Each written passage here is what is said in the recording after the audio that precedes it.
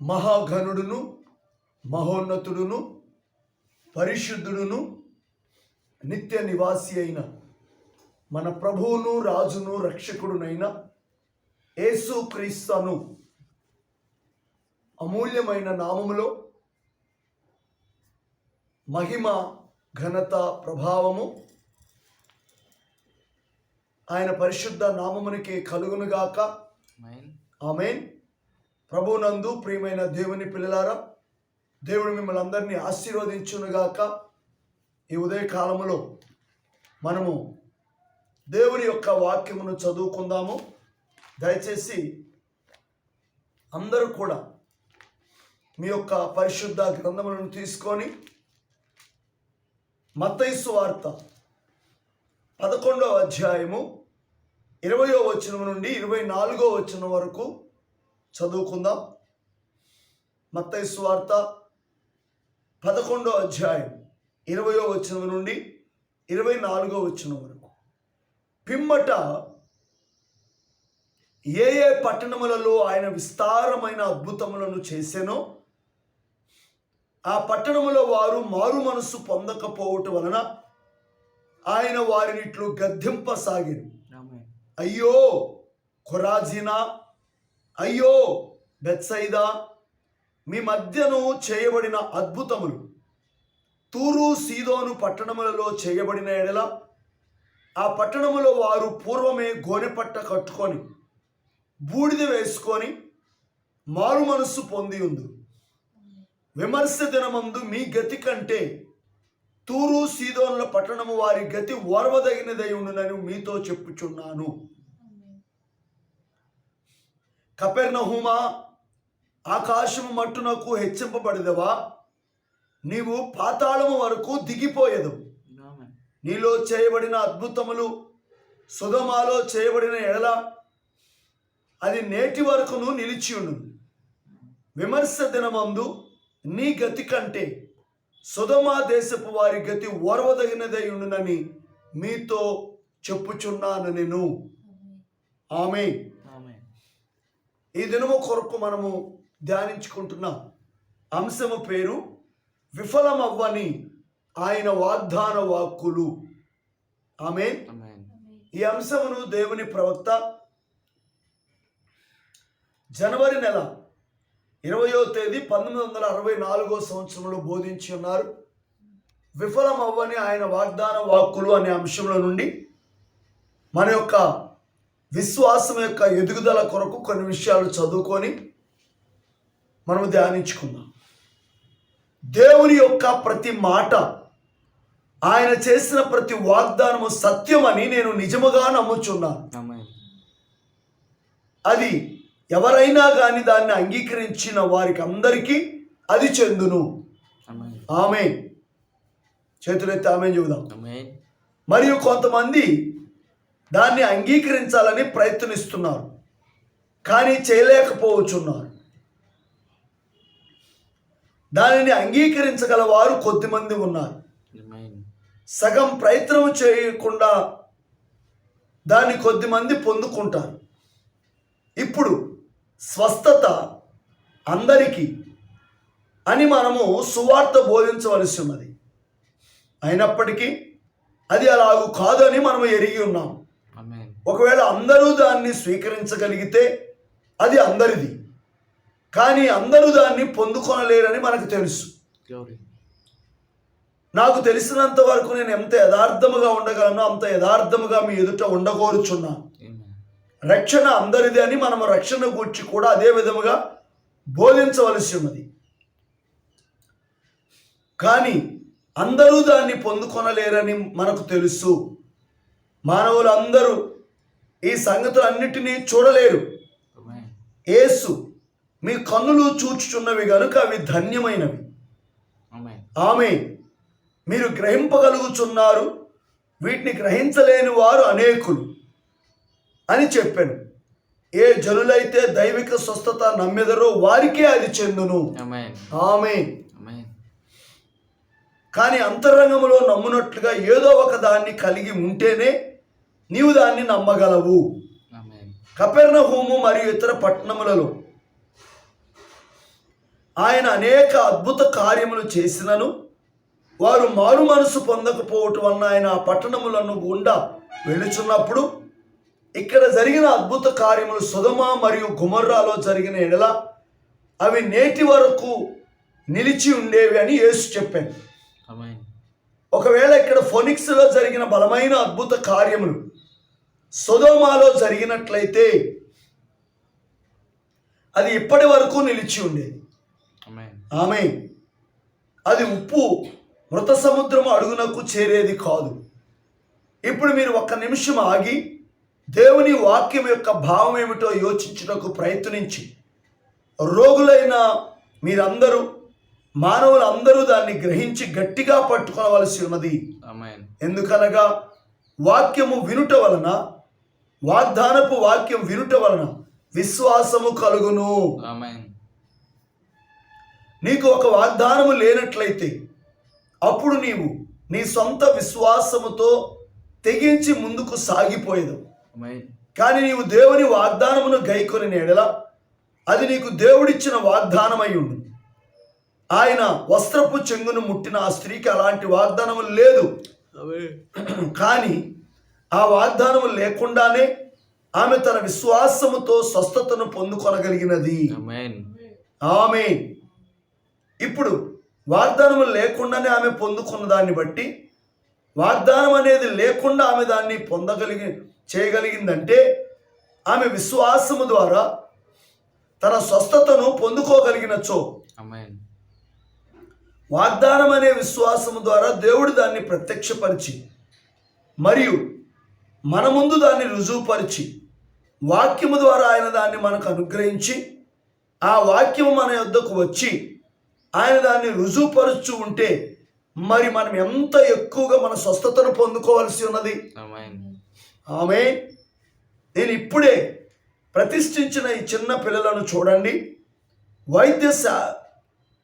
వైద్య శాస్త్ర జ్ఞానమునకు అందని దేవుని యొక్క అద్భుత కార్యమును వారిద్దరికీ దేవుడు చేశారు.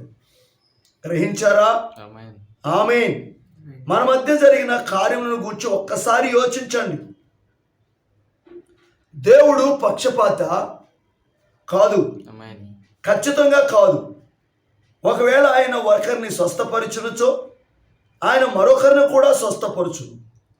నీకు తగిన విశ్వాసమును నీవు కలిగి ఉండాలి. నీవు కలిగి ఉన్న విశ్వాసము నీవు ఎరిగి ఉండాలి. అదేదో నీవు ఊహించేది కాదు, లేక మరేదో మరొకరి దగ్గర అరువు తెచ్చుకునేది కాదు. ఏదో ఒకటి నీకు జరిగి ఉండవలెను, అప్పుడు నీవు దాన్ని ఎరుగుదువు. ఆమేన్. చిన్న ప్రార్థన చేసుకున్నా. మహాపరిశుద్ధుడా, మహోన్నతుడైన మా దేవా,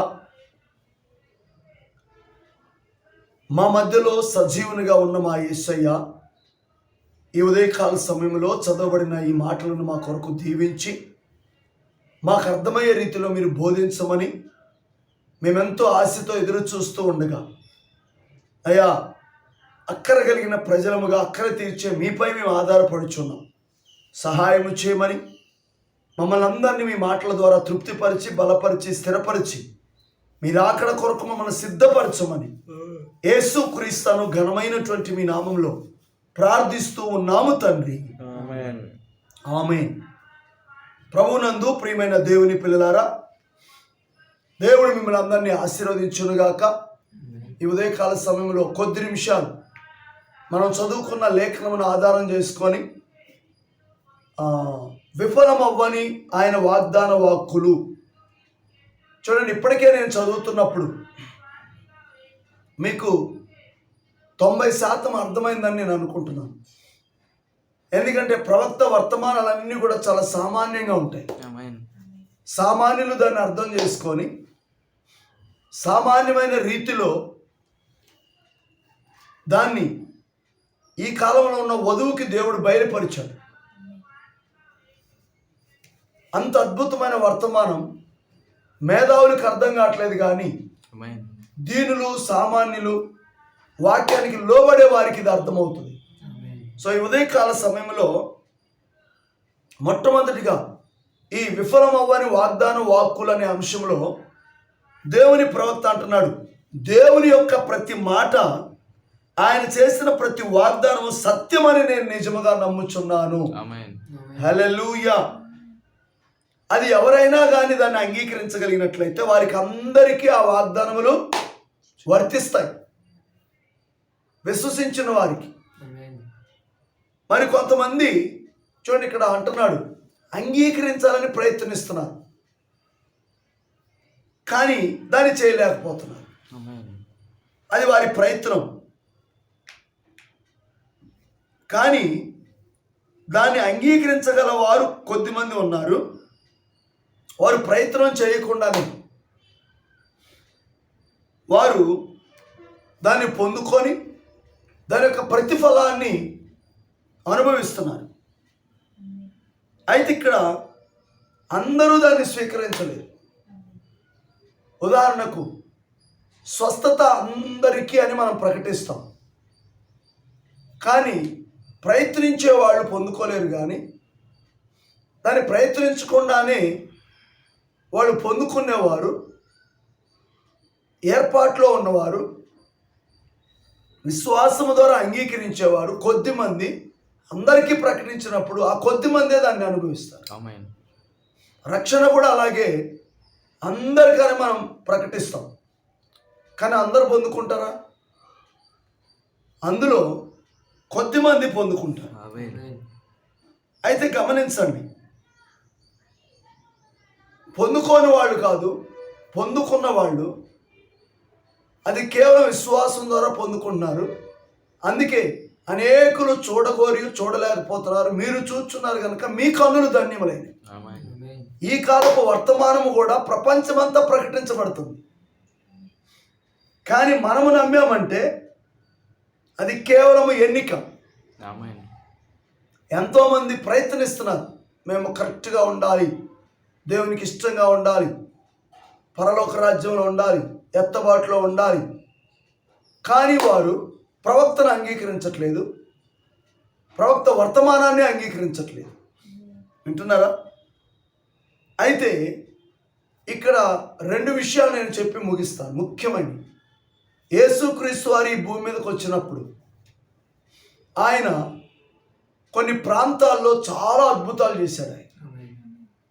కానీ అన్ని అద్భుతాలు చేసిన ప్రజలు లోబడరు. అందుకే అంటున్నాడు, కపెర్నహూమా కపెర్నహూమా, నీ మధ్య చేయబడిన అద్భుతాలు సొదొమ గొమొర్రాలో చేసినట్లయితే అవి ఇప్పటికీ నిలిచి ఉండేవి.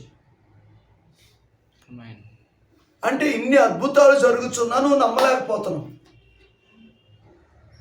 అలాగే మన కాలంలో దేవుని ప్రవక్తని దేవుడు ప్రపంచం అంతా తిప్పి, మనకు తెలుసు మన ప్రవక్త ఎక్కడ జన్మించాడు, ఎక్కడైతే పాపము ఎక్కువగా విస్తారంగా ఉందో అదే దేశంలో ఆ యొక్క ఖండంలో పుట్టాడు. ఆ దేశం ఏది? అమెరికా దేశం. ఎందుకంటే రోమా పత్రికలో 6వ అధ్యాయం 1వ వచనంలో పాపం ఎక్కడ విస్తరించిందో అక్కడ కృప విస్తరిస్తుందని ఉంది. దేవుని కృప ప్రవక్తను అక్కడ పుట్టించింది. అక్కడ కూడా ఆయన ఎన్నో అద్భుతాలు చేశాడు.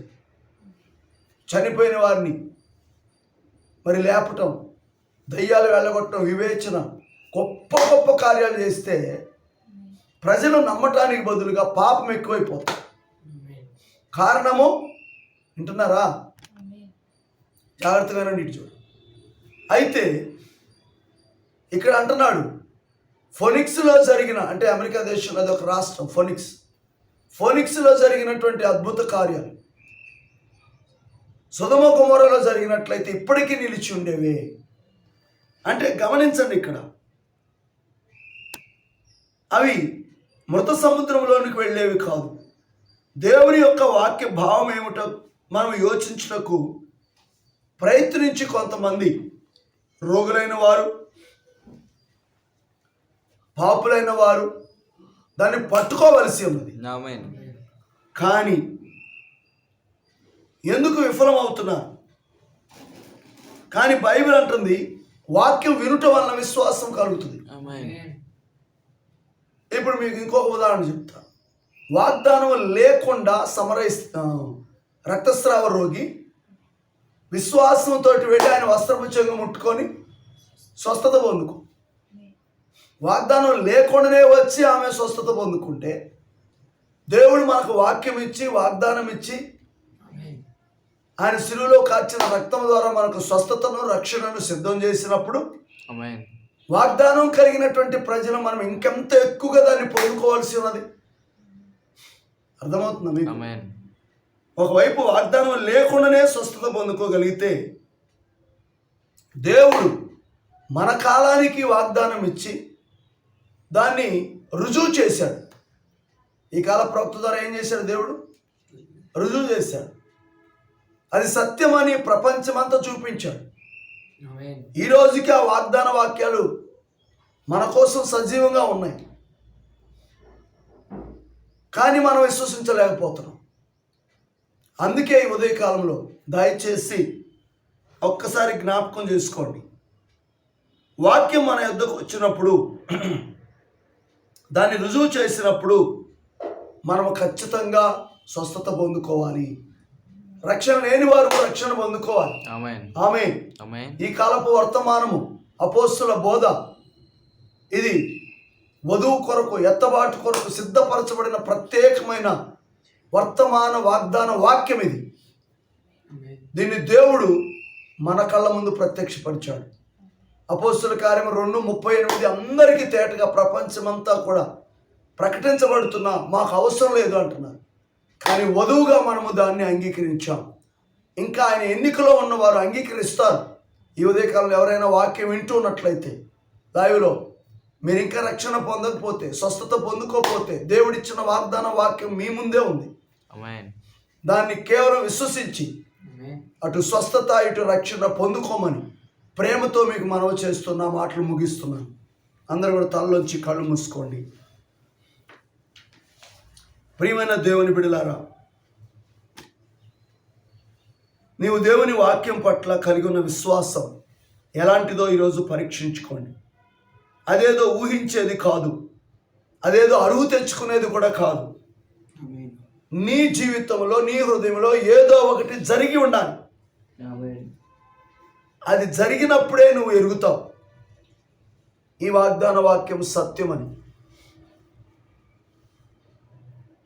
ప్రభువా, నా 2 చేతులెత్తి నా హృదయం అంతటితో నేను విశ్వసించుచున్నాను ప్రభువా. మీరు ఇచ్చిన వాగ్దాన వాక్యము సత్యమని నేను నమ్ముచున్నాను ప్రభువా అని లైవ్లో వింటున్న ప్రతి ఒక్కరూ దేవుని ముందు మోకరించారని విశ్వాసంతో, దేవుడిచ్చిన వాగ్దాన వాక్యము నమ్మదగినవని, ఈరోజు ఆయన సజీవుడేనని నమ్మిన వారి పట్ల, విశ్వసించిన వారి పట్ల కార్యాలు చేయుటకు ఇప్పుడు ఆయన ఇక్కడ ఉన్నాడని మీరు కూర్చొని వింటున్న సమయంలో నీకేది అవసరమైనా సరే ఇప్పుడే ఆయన వాగ్దాన వాక్కులు విఫలం అవ్వవని విశ్వాసం ఉంచి పొందుకోమని ప్రేమతో మీకు మనవి చేస్తున్నాను. ఆ రీతిగా మనమందరం కూడా దేవుని మహింపరుస్తూ ఉండగా ఈ ఉదయకాలంలో ఒక చక్కని ఆరాధన గీతం పాడి ఆయన మహింపరుద్దామా? ఆమేన్.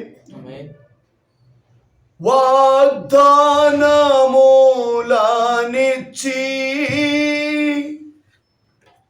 నెరవేర్చువాడవు నీవే, వాగ్దానములనిచ్చి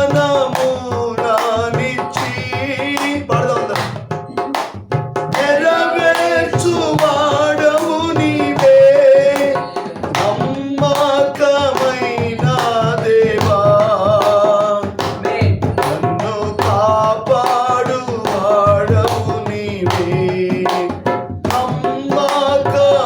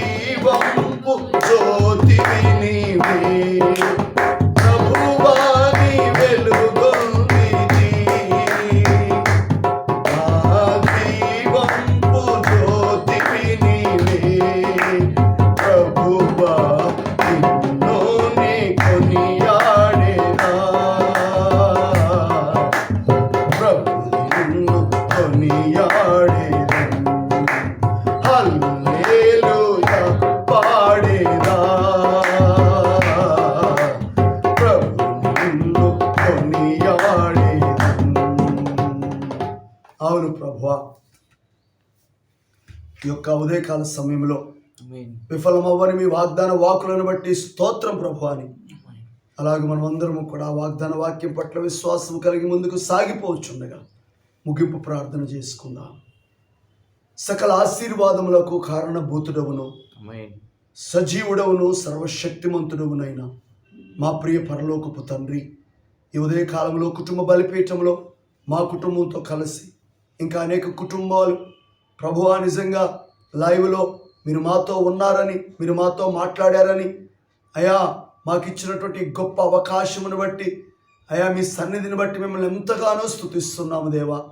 అయా విఫలమవ్వని మీ వాగ్దాన వాక్కులను బట్టి స్తోత్రాలు ప్రభువా.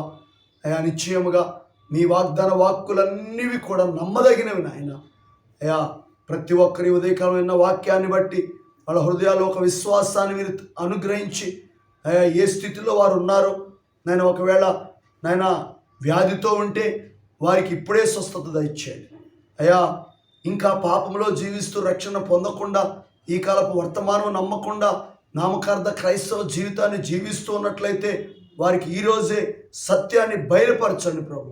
ఈ కాలపు వర్తమానం ద్వారా నిజమైన రక్షణ ఆనందాన్ని అపోస్తలుల కార్యం 2:38 ఉన్న నిజ క్రైస్తవ బాప్తిస్మం పొందుకొని, పరిశుద్ధాత్మను పొందుకొని నీ బిడ్డలుగా జీవించే కృప దయచేయండి.